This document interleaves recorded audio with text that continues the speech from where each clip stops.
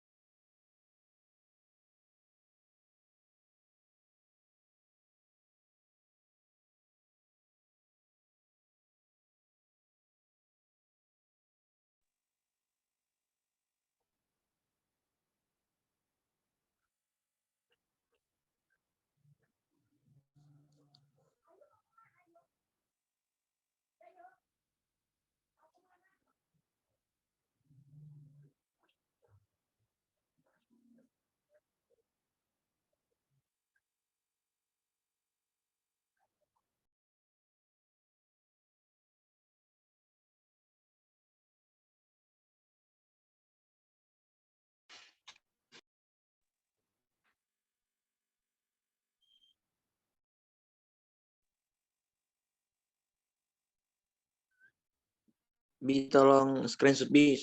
Semua peserta yang hadir, Bi.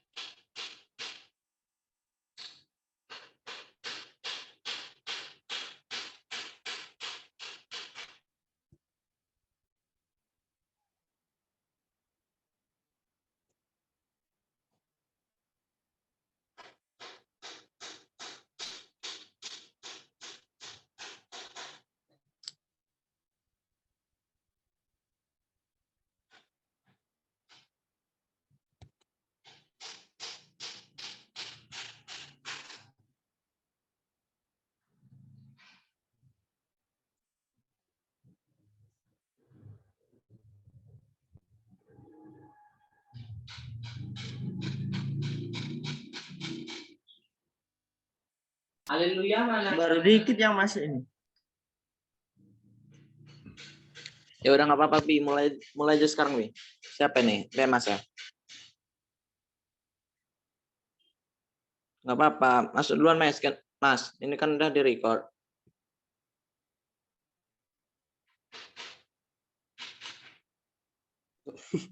Kan kakaknya belum masuk, udah mau mulai. Dia nyuruh. Sinyal dia jelek. Mulai langsung apa nunggu dulu nih? Emang boleh? Sekarang aja.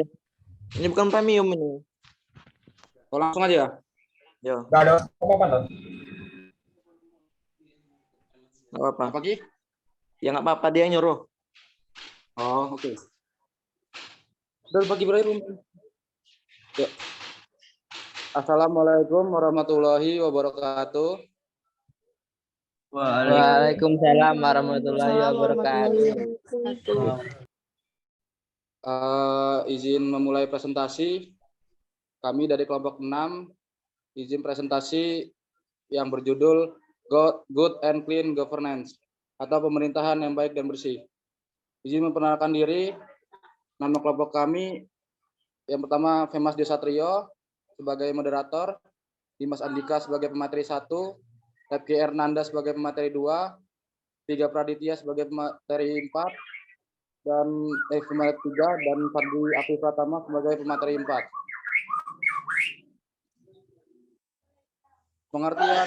Pengertian Good and Clean Governance. Istilah Good and Clean Governance merupakan wacana baru dalam kosakata ilmu politik. Ia muncul pada awal 1990-an secara umum. Pengertian Good and Clean Governance adalah segala hal yang terkait dengan tindakan yang bersifat mengarah, mengendalikan, atau mempengaruhi urusan politik untuk mewujudkan nilai-nilai tersebut dalam kehidupan sehari-hari. Baik, selanjutnya akan dibacakan oleh Tiga Praditya.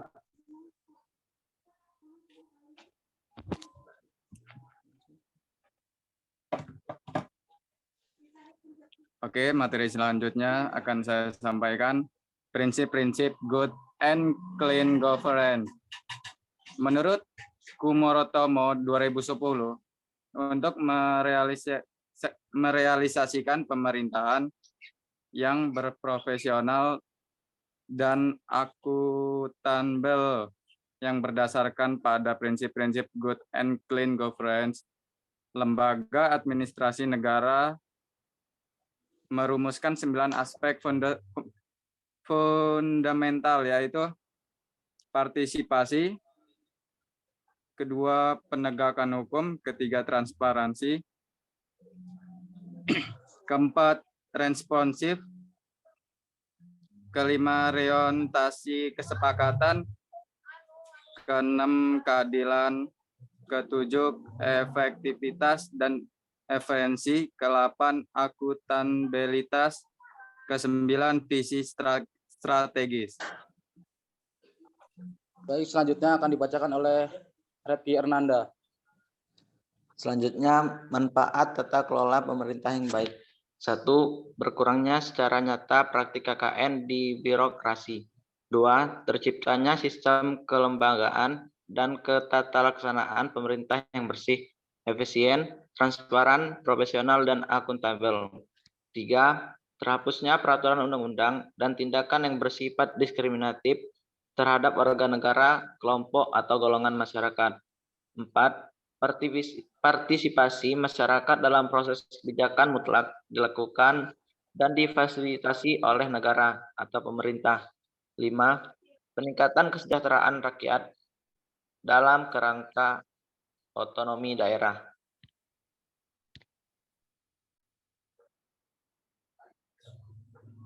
Baik, selanjutnya akan dilanjutkan oleh Fardi Afif Pratama.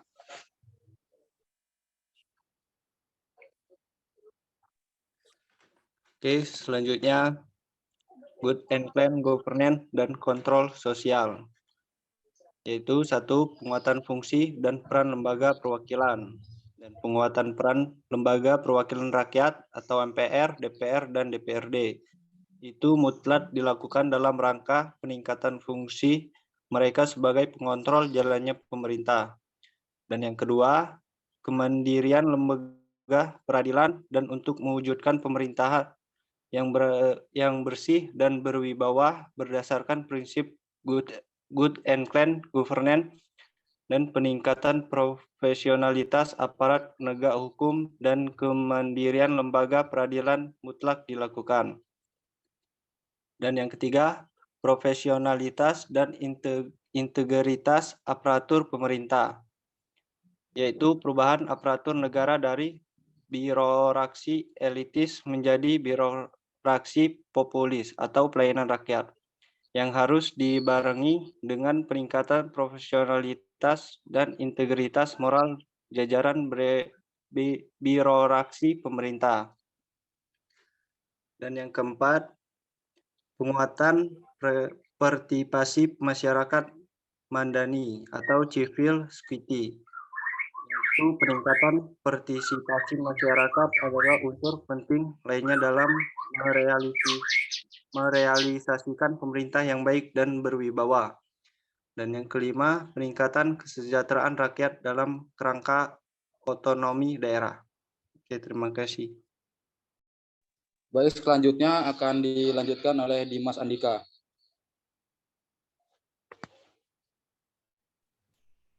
Baik, selanjutnya ada upaya mewujudkan good and clean governance di Indonesia.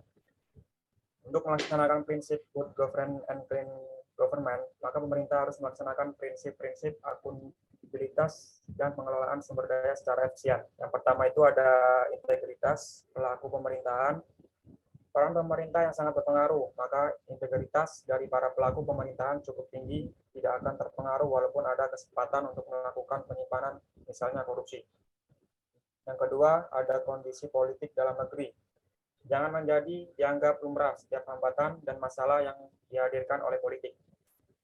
Bagi terwujudnya good governance konsep politik yang tidak atau kurang demokratis, yang berimplikasi pada berbagai persoalan di lapangan. Yang ketiga ada kondisi ekonomi masyarakat. Krisis ekonomi bisa melahirkan berbagai masalah sosial yang bila tidak teratasi akan mengganggu kinerja pemerintahan secara menyeluruh. Yang keempat ada kondisi sosial masyarakat. Masyarakat yang solid dan berpartisipasi aktif akan sangat menentukan berbagai kebijakan pemerintahan, khususnya dalam proses penyelenggaraan pemerintahan yang merupakan perwujudan real good governance.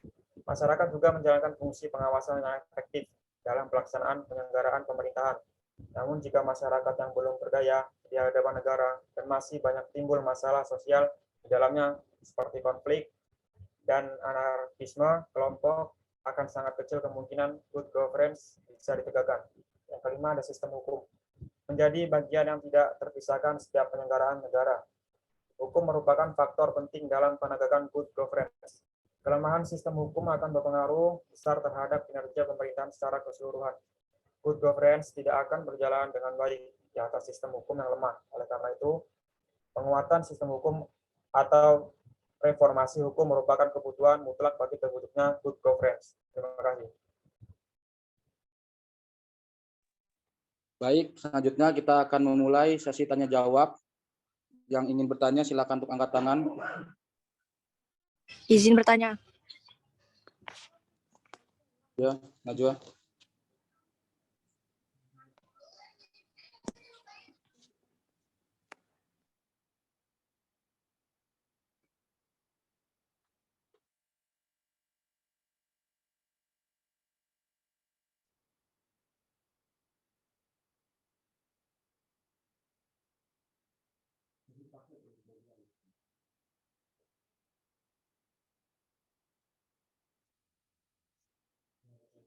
Udah, Ki.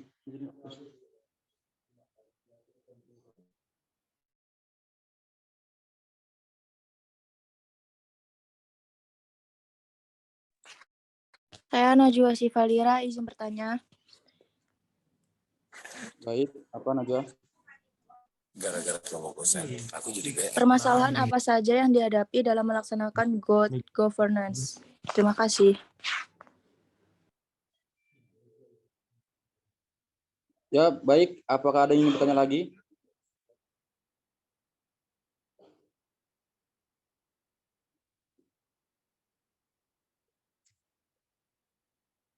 Apa? Iya. Ya, Riki tadi angkat tangan, mau bertanya apa?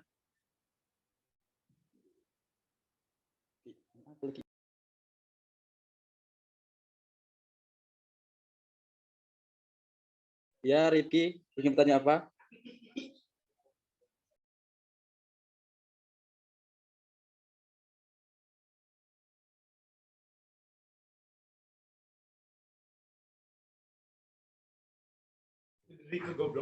Riki ingin bertanya apa?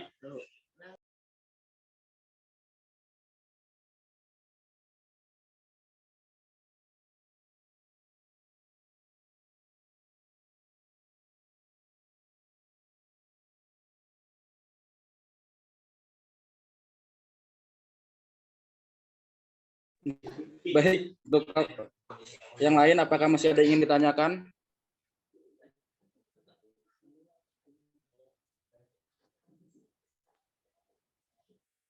Bisa diamatin dari mana?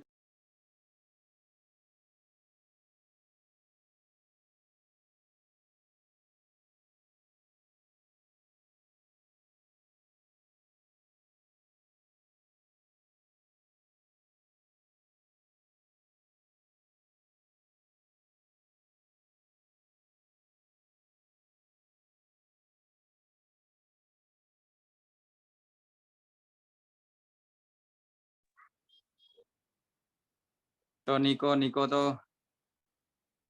Oke, baik Niko, ingin bertanya apa? Assalamualaikum warahmatullahi wabarakatuh. Waalaikumsalam. Waalaikumsalam warahmatullahi wabarakatuh. Izin bertanya, kenapa government tidak terlaksana dengan baik di negara Indonesia? Niko, pertanyaannya akan kami tangguhkan. Silakan, ini yang dari ada yang ingin bertanya lagi?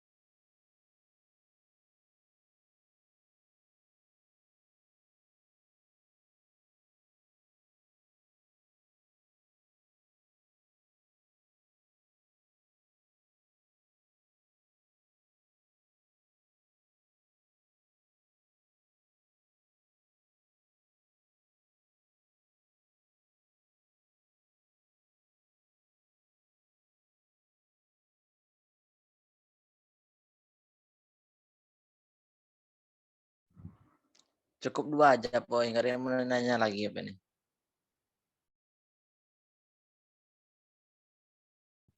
Jawab dulu aja nggak sih? Iya, jawab aja dulu. Oke, baik, kita akan menjawab pertanyaan dari Najwa Sivalira yang akan dibacakan oleh Dimas Andika. Baik, saya akan menjawab pertanyaan dari Najwa Sivalira. Permasalahan apa saja yang dihadapi dalam melaksanakan good governance? Yaitu korupsi, kolusi, nepotisme, pungutan liar, kesewenang-wenangan, penyerobotan, penindasan, penistaan, dan sebagainya. Tak henti mendera para pengelola negara, langkah dan kebijakan untuk menghentikan praktik-praktik yang menghambat perwujudan good governance pun dilakukan. Gimana Najwa? Terus itu gimana? Kok di Indonesia ada istilah hukum tumpul ke atas dan tajam ke bawah, itu maksudnya gimana?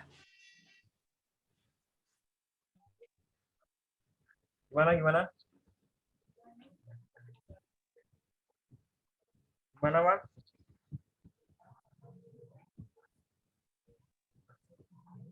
Pak?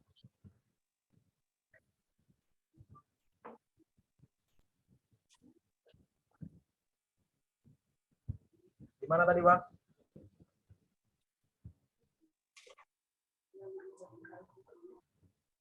Kenapa di Kenapa? Indonesia itu ada istilah tumpul ke atas, hukum itu tumpul ke atas, tapi tajam ke bawah. Itu maksudnya gimana? Oh, ini memiliki makna bahwa pada kenyataan yang terjadi di negara ini, keadilan lebih tajam dalam menghukum masyarakat kelas bawah dibandingkan masyarakat kelas atas atau pejabat tinggi. Mana? Cukup belum? Terima kasih. Oke, terima kasih.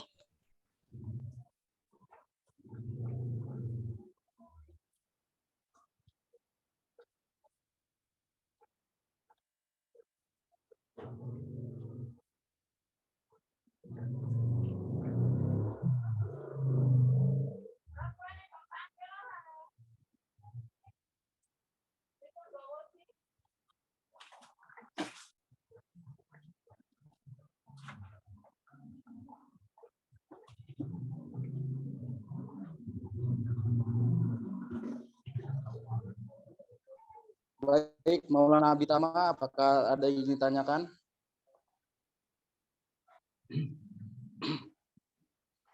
Sebelumnya, Assalamualaikum warahmatullahi wabarakatuh. Izin bertanya, Waalaikumsalam warahmatullahi wabarakatuh. Waalaikumsalam warahmatullahi wabarakatuh. ketika 9 aspek fundamental hilang salah satunya, apakah masih bisa dikatakan profesional dan akuntabel? Oke, baik, pertanyaan Abi. Oke, terima kasih.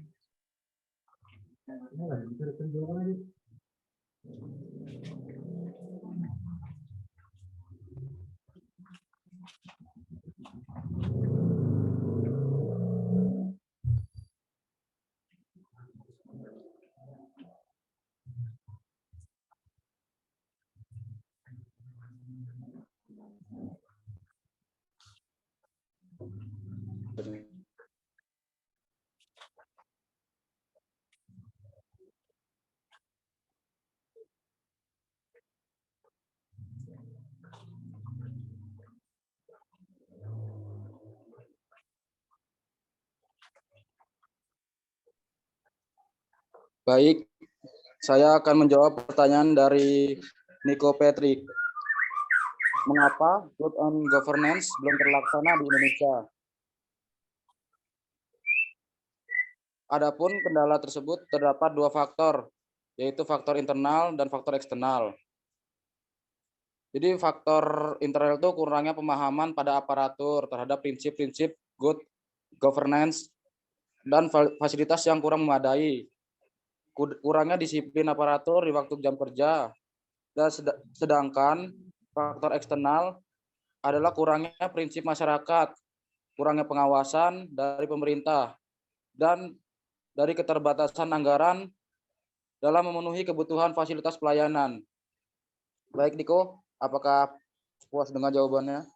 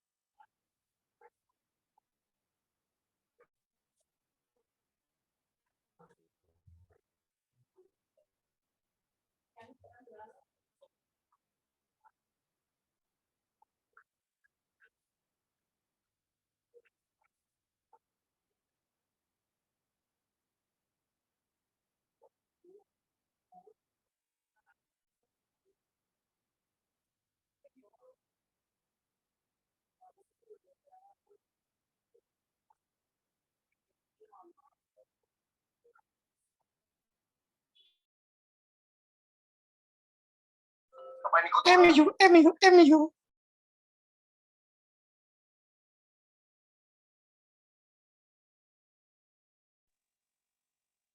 Mohon dipercepat ya guys. Bentar lagi mati.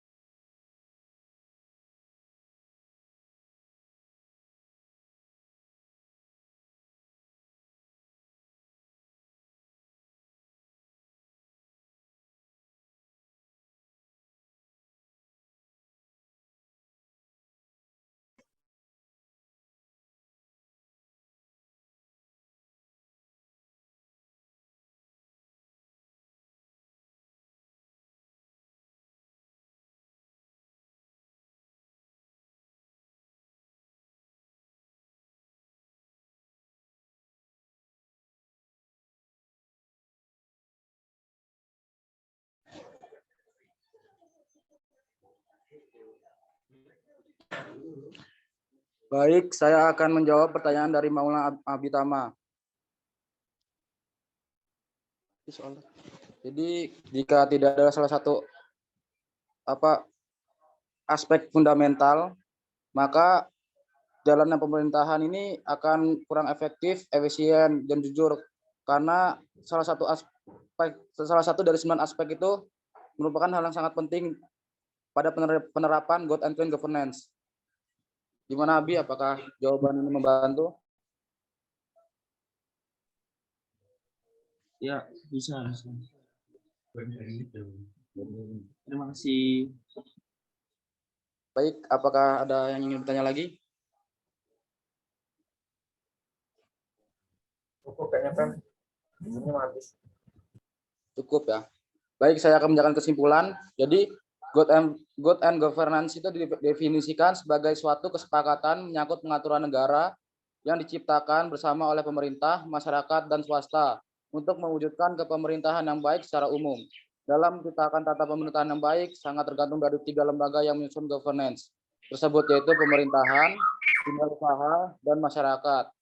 Ketiga domain itu harus saling berinteraksi antara satu dengan yang lainnya.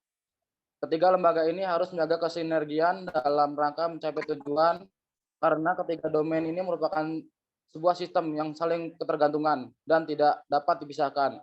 Dikategorikan pemerintah yang baik jika pembangunan ini dapat dilakukan dengan biaya yang sangat minimal menuju cita-cita kesejahteraan dan kemakmuran, memperhatikan hasil dengan indikator kemampuan ekonomi rakyat meningkat, kesejahteraan spiritualitas meningkat dengan indikator masyarakat, rasa aman, tenang, bahagia, dan penuh kedamaian.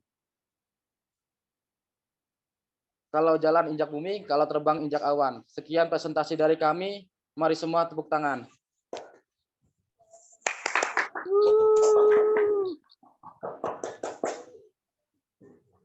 Baik, presentasi dari kelompok 6 kami akhiri. Wassalamualaikum warahmatullahi wabarakatuh. Waalaikumsalam warahmatullahi wabarakatuh. Viga, Mardiga.